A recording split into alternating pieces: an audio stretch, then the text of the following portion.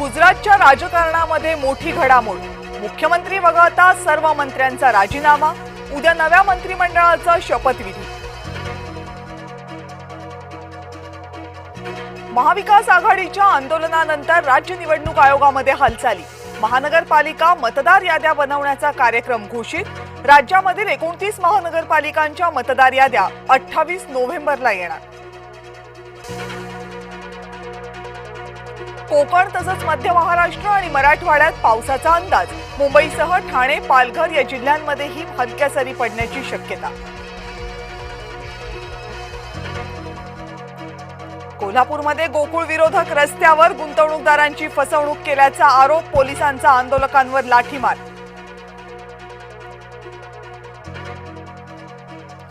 पंतप्रधान नरेंद्र मोदी आंध्र प्रदेशच्या दौऱ्यावर। आंध्र प्रदेशमध्ये उभारली शिवपराक्रमाची गाथा। मोदींच्या हस्ते शिवप्रतिमेचं पूजन।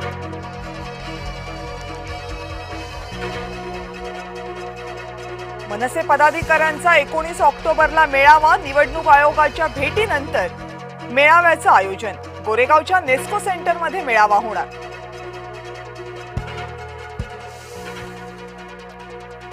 शिवसेनेचा स्वबळाचा नारा हे विरोधकांचं षडयंत्र। उपमुख्यमंत्री एकनाथ शिंदेंचं वक्तव्य। आगामी निवडणुका सोबतच लढू, शिंदेंनी व्यक्त केला विश्वास। महायुतीमधील सर्व काही अलबेल नाही अशी चर्चा। महायुती म्हणूनच सर्व निवडणुकांना सामोरे जाणार। युतीचे अधिकार 3 नेत्यांना दिलेले आहेत। उदय सामंत यांचं वक्तव्य। रोहित पवारांचे देवांग दवेवर गंभीर आरोप। देवांग दवेंच्या मदतीनं भाजपनं मतचोरी केली। मतदार यादीची माहिती भाजपला आधीच मिळाली होती, रोहित पवार यांचा दावा।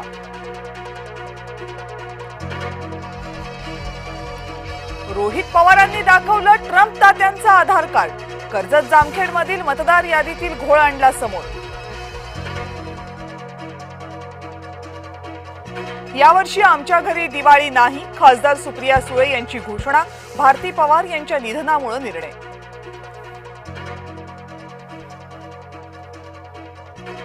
सरकारचा आदेश हरित फटाके वापरण्याचा, पण फटाके आणायचे कुठून? उत्पादकांची हरित फटाके बनवण्याकडे सपशेल पाठ।